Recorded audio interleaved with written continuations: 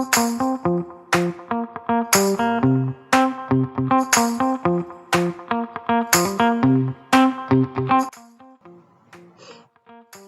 everyone, it's me again, back with some more mental wealth reads. We're going to get right back into success through positive mental attitude, chapter 14, which is entitled How to Find Satisfaction in Your Job. No matter what your job may be, boss or employee, plant manager or factory worker, doctor or nurse, lawyer or secretary, teacher or student, housewife or maid, you owe it to yourself to find satisfaction in your job as long as you have it. You can, you know. Satisfaction is a mental attitude. Your own mental attitude is the one thing you possess over which you alone have complete control. You can determine to find satisfaction in your job and discover the way to do so. You are more apt to find satisfaction in your job if you do what comes naturally, that for which you have a natural aptitude or liking. When you take a job that doesn't come naturally, you may experience mental and emotional conflicts and frustrations. You can, however, neutralize and eventually overcome such conflicts and frustrations if you use PMA and if you are motivated to gain experience to become proficient in the job. Jerry Assam has PDA, and Jerry Assam loves his work. He finds his satisfaction in his job. Who is Jerry Assam, and what does he do? Jerry is a descendant of the Hawaiian kings. The job he loves so much is that of sales manager for the Hawaiian office of a large organization. Jerry loves his job because he knows his work well and is very proficient in it. Thus, he is doing what comes naturally. But even so, Jerry has days when things could be a little rosier. In sales work, days like this can be disturbing. If one does not study, think, and plan to correct difficulties and to maintain a positive mental attitude. So Jerry reads inspirational self-help action books. Jerry had read such inspirational books and learned very important lessons. 1. You can control your mental attitude by the use of self-motivators. 2. If you set a goal, you are more apt to recognize things that will help you achieve it than if you don't set a goal. And the higher you set your goal, the greater will be your achievement if you have PMA. And 3, to succeed in anything, it is necessary to know the rules and understand how to apply them. It is necessary to engage in constructive thinking, study, learning, and planning time with regularity. Jerry believed these lessons. He got into action. He tried them out himself. He studied his company's sales manuals and practiced what he learned in actual selling. He set his goals, high goals, and achieved them. In each morning, he said to himself, I feel healthy, I feel happy, I feel terrific. And he did feel happy, healthy, and terrific. And his sales results were terrific too. When Jerry was sure he himself was proficient in his sales work, he gathered about himself a group of salesmen and taught them the lessons he had learned. He trained the men in the latest and the best selling methods as set forth in his company's training manuals. He took them out personally and demonstrated how easy it is to sell if one uses the right methods, has a plan, and approaches each day with a positive mental attitude. He taught them to set high sales goals and to achieve them with PMA. Every morning, Jerry's group meets and recites enthusiastically in unison, I feel healthy, I feel happy, I feel terrific. Then they laugh together, slap one another on the back for good luck, and each one goes his way to sell his quota for the day. Each man sets a goal, and he sets it so high that older, more experienced salesmen and sales managers on the mainland are amazed. At the end of each week, every salesman turns in a sales report that makes the president and sales manager of Jerry's organization smile big, broad smiles. Are Jerry and the men under him happy and satisfied in their jobs? You bet they are. And here are some of the reasons they are happy. 1. They have studied their work well. They know and understand the rules and techniques and how to apply them so well that what they are doing comes naturally to them. They set their goals regularly and they believe they will make them. They know that what the mind of the man can conceive and believe, the mind of man can achieve with PMA. They keep a positive mental attitude continually by using self-motivators. And 4, they enjoy the satisfaction that comes with a job well done. I feel healthy, I feel happy, I feel terrific. Another young salesman in the same organization on the mainland learned to control his mental attitude through the use of Jerry Assam's self-motivator. He was an 18-year-old college student who was working during his summer vacation selling insurance on a cold canvas basis in stores and offices. Some of the things he had learned during his theoretical training period were: 1. The habits that a salesman develops within the first 2 weeks after leaving the sales school will follow him throughout his career. 2. When you have a sales target, keep trying until you hit it. 3. Aim higher. 4. In your moment of need, use self-motivators such as I feel healthy, I feel happy, I feel terrific to motivate yourself to positive action in the desired direction. After he had a few weeks of selling experience, he had set a specific target of achievement. He aimed to win an award. To qualify, it was necessary to make a minimum of 100 sales in a single week. By Friday night of that week, he had succeeded in making 80 sales, 20 short of his target. The young salesman was determined that nothing would stop him from achieving his objective. He believed what he had been taught. What the mind of a man can conceive and believe, the mind of a man can achieve with PMA. Although the other salesmen in his group closed their week's work on a Friday night, he was back on the job early Saturday morning. By 3 o'clock in the afternoon, he hadn't made a sale. He had been taught that sales are contingent upon the attitude of the salesman, not the prospect. He remembered the Jerry Assam self-motivator and repeated 5 times with enthusiasm. I feel healthy, I feel happy, I feel terrific. At about 5 o'clock that afternoon, he had made 3 sales. He was only 17 from his goal. He remembered that success is achieved by those who try and maintained by those who keep trying with PMA. Again, he repeated several times with enthusiasm. I feel healthy, I feel happy, I feel terrific. About 11 o'clock that night, he was tired, but he was happy, and he made his 20th sale for the day. He had hit his target.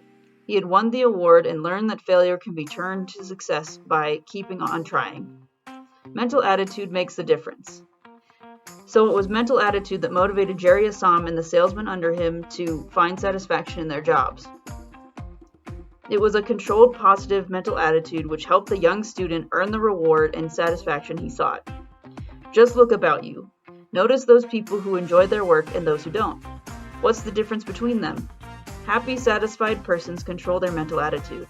They take a positive view of their situation. They look for the good, and when something isn't so good, they look first to themselves to see if they can improve it.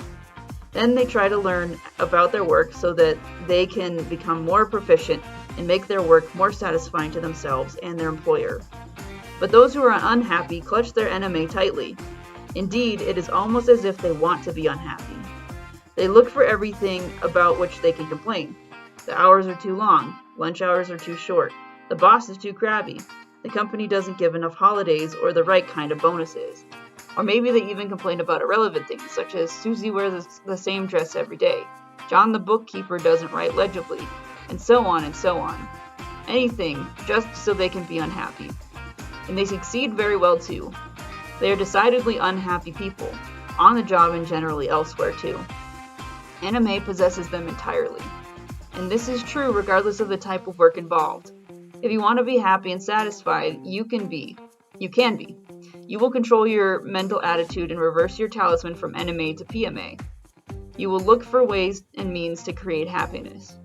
If you can bring happiness and enthusiasm into your work satisfaction, you'll be making a contribution that few others could equal. You will make your work fun, and your job satisfaction will be measured in smiles, and in productivity too. A definite goal made her enthusiastic. In one of our classes, we were talking about this principle of bringing enthusiasm into one's job, when a young lady in the rear of the classroom raised her hand. She got to her feet and said, "I've come here with my husband. What you say may be all right for a man in business, but it's no good for a housewife. You men have new and interesting challenges every day, but it's not like that with housework. The trouble with housework is it's just too darned daily." This seemed like a real challenge to us. There are a lot of people who have their jobs that are just too darn daily. If we could find some way to help this young lady, perhaps we could help others who thought their work was routine. We asked her what made her housework seem so daily, and it turned out that she had no sooner finished making the beds when they were dirtied again, washing the dishes when they were soiled again, cleaning the floors when they were muddied again. You just get these things done so they can get undone, she said. It does seem frustrating, the instructor agreed. Are there any women who do enjoy housework? Well, yes, I guess there are, she said. What do they find in housework to interest them and keep them enthusiastic? After a moment's thought, the young woman replied, maybe it's their attitude. They don't seem to think their work is confining. They seem to see something beyond the routine. This was the crux of the problem. One of the secrets of job satisfaction is being able to see beyond the routine. It is knowing that your work is leading somewhere. This is true whether you are a housewife or a file clerk, a gasoline pump operator, or the president of a large corporation. You'll find satisfaction in routine chores only when you see them as stepping stones. Each chore a stone leading in a direction that you choose.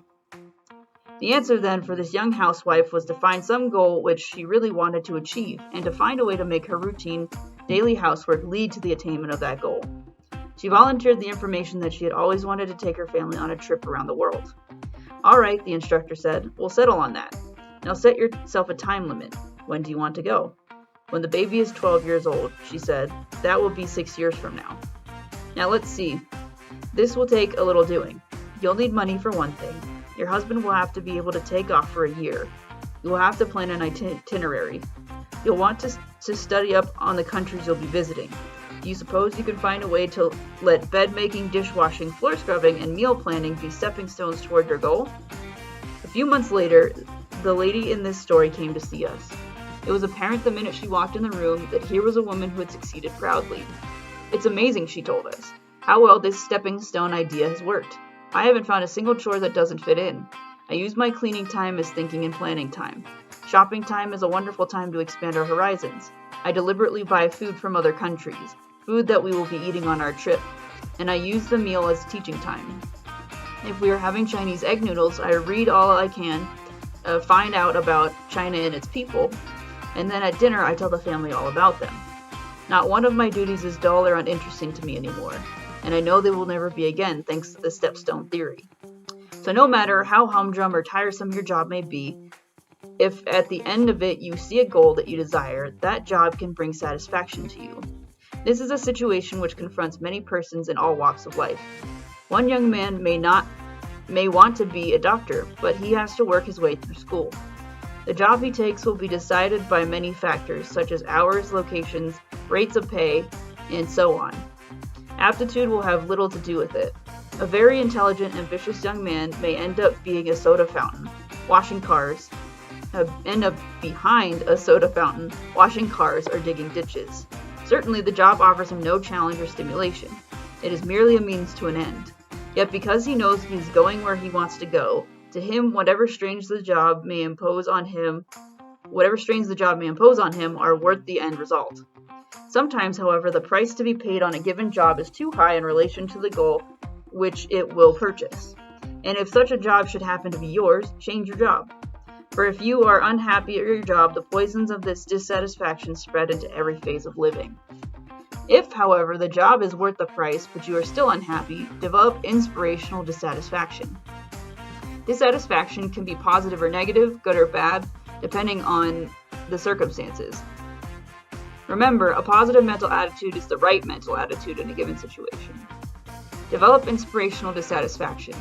Charles Becker, former president of Franklin Life Insurance Company, says, I would urge that you be dissatisfied.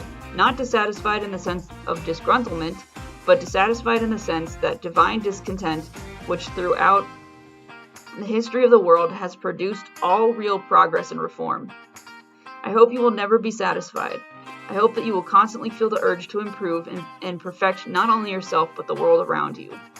Inspirational dissatisfaction can motivate persons from sinner to saint, failure to success, poverty to riches, defeat to victory, and misery to happiness. What do you do when you make a mistake? When things go wrong? When misunderstandings develop with others? When you meet defeat? When everything seems black? When it appears that there is no way to turn? When it looks as if a satisfactory solution to your problem is impossible? Do you do nothing and allow disaster to overtake you? Do you fold up, become frightened, run away? Or do you develop inspirational dissatisfaction? Do you turn disadvantages into advantages? Do you determine what you want? do you apply faith, clear thinking, and positive action, knowing that desirable results can and will be achieved? Napoleon Hill says every adversity has the seed of an equivalent benefit. Isn't it true that in the past, what seemed to be a great difficulty or an unfortunate experience has inspired you to success and happiness that might not otherwise have been achieved? Inspirational dissatisfaction can motivate you to succeed. Albert Einstein was dissatisfied because Newton's laws didn't answer all his questions, so he kept inquiring into the nature and higher mathematics until he came up with the theory of relativity. And from that theory, the world has developed the method of breaking the atom, learned the secret of transmuting energy into matter and vice versa, and dared and succeeded to conquer space, and all sorts of amazing things we very likely would not have accomplished if Einstein had not developed inspirational dissatisfaction. Now, of course, we are not all Einsteins. Where did I go? And what results from our inspirational dissatisfaction may not change the world, but it can change our world, and we can move forward in the direction we want to go. Let us tell you what happened to Clarence Lancer when he became dissatisfied with his job. Was it worth it? Now, Clarence Lancer had been a streetcar conductor in Canton, Ohio for years. And one day he woke up in the morning and decided that he didn't like his job. It was too much the same. He was sick and tired of it. The more Clarence thought about the matter, the more dissatisfied he became, and he seemed to be unable to quit thinking about it. His dissatisfaction grew almost to an obsession. Clarence was mightily dissatisfied, but when you have worked for a company as long as Clarence had worked for his streetcar company, you don't just quit because you decide that you are unhappy. At least not if you are interested in whether or not your bread will be buttered. Besides, Clarence had taken PMA Science of Success course, and he had learned that one could be happy on any job if one wanted to. The thing to do was to adopt the right attitude. So Clarence decided to take a sensible view of the situation and see what he could do about it. How can I be happier on the job? He asked himself. And he came up with a very good answer indeed. He decided that he would be happier if he made others happy. Now, there were many people whom he could make happy, for he met many folks on his streetcar every day. He had always been able to make friends readily, so he thought, I'll use this trait to make each day a little brighter for every person who boards my car. Clarence's plan was wonderful, the customers thought. They enjoyed his little courtesies and cheerful greetings immensely, and they were happier, and so was Clarence, as the result of his cheerfulness and consideration. But his supervisor took the opposite attitude. So the supervisor called Clarence in and warned him to stop all his unwanted affability. But Clarence paid no attention to the warning. He was having a good time making others happy. And as far as he and his customers were concerned, he was making a terrific success of his job. Clarence was fired. So Clarence had a problem, and that was good. At least according to the PMA Science of Success course, it was good. Clarence decided that perhaps he had better visit Napoleon Hill, who was living in Canton at the time, and see how and why his problem was so good. He called Mr. Hill and arranged for an appointment the next afternoon. I've read Think and Grow Rich, Mr. Hill, and I've studied the PMA Science of Success, but somewhere I must have gotten off on the wrong track. And he told Napoleon Hill what had happened to him. Now what do I do? He concluded. Napoleon Hill smiled. Let's look at your problem, he said. You were dissatisfied with your work as it was. You did exactly right. You tried to use your best asset, your friendly and affable disposition, to do a better job and get and give more satisfaction on the job. Problem arises from the fact that your supervisor didn't have the imagination to see the value of what you were doing. But that's wonderful. Why? Because now you are in a position to use your fine personality for even greater goals. And Napoleon Hill showed Clarence Lancer that he could use his fine abilities and friendly disposition to much better advantage as a salesman than a streetcar conductor. So Clarence applied for and got a job as an agent for the New York Life Insurance Company. The first prospect Clarence called was the president of the streetcar company. Clarence turned his personality loose on this gentleman and came out of the office with an application for a $100,000 policy. The last time Hill saw Lancer, he had become one of New York Life's biggest producers. The characteristics, abilities, and capacities that make you happy and successful in one environment may create an opposite reaction in another.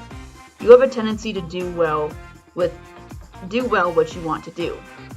You are called a square peg in a round hole. when you work or engage in activities that do not come naturally and that are inwardly repellent. In such an unhappy situation, you can change your position and place yourself in an environment that is pleasing to you.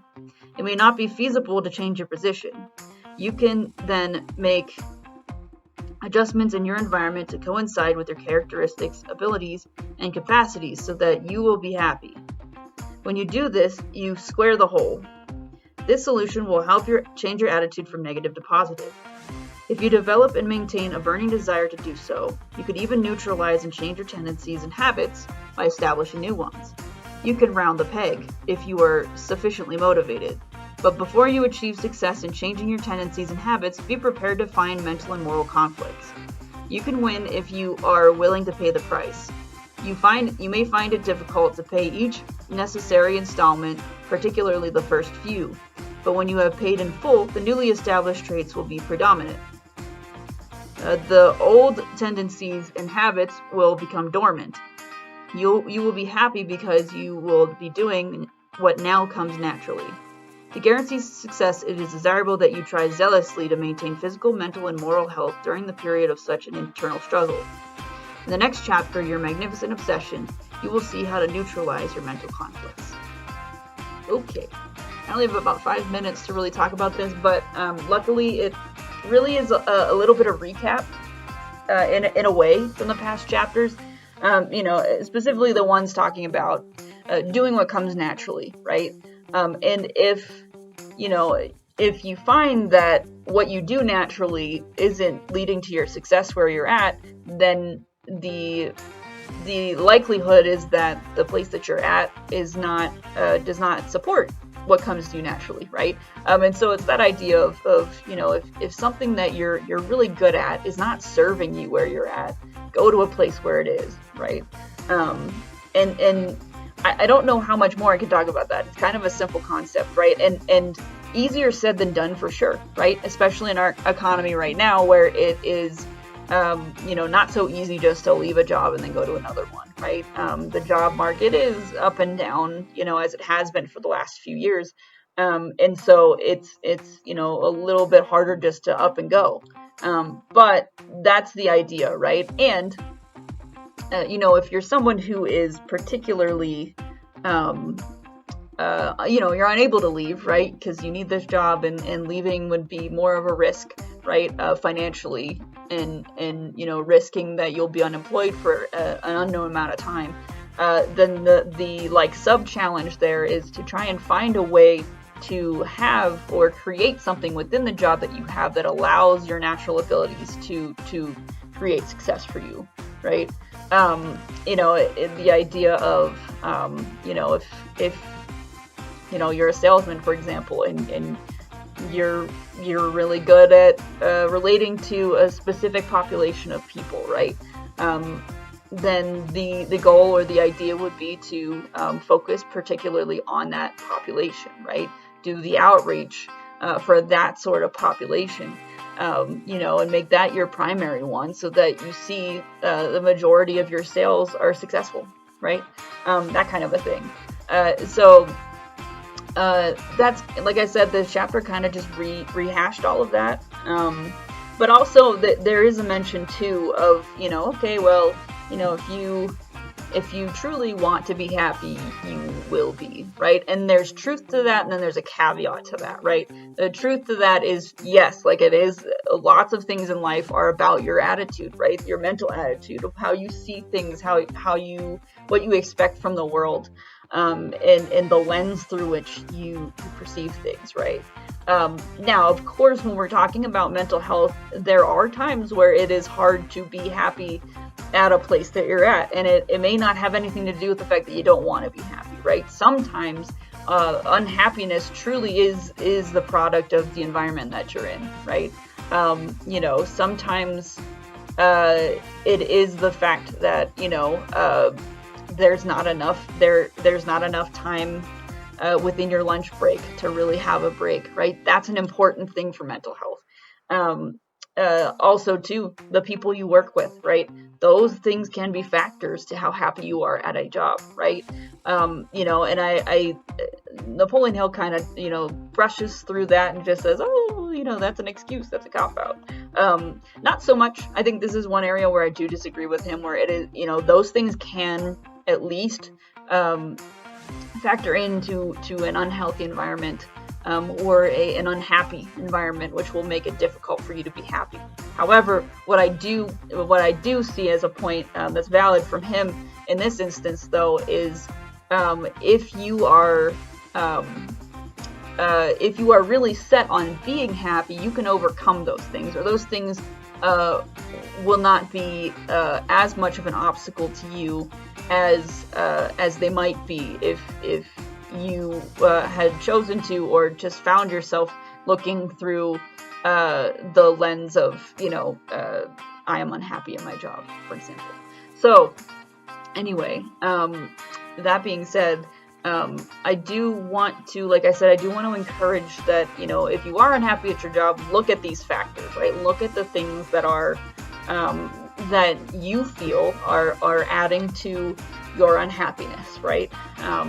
You know, and if those are things that you know, changing your mental attitude can improve, then give that a shot, right? I would challenge you to give that a try and just see how much can improve just by, you know, by changing your mental attitude about it. However, what I will caution is make sure that it is not something that is really based on something you do need, right? Like I said, more break time, or a break time in general, right? Leadership that challenges you, or leadership that helps you improve. You know, leadership that allows you to improve.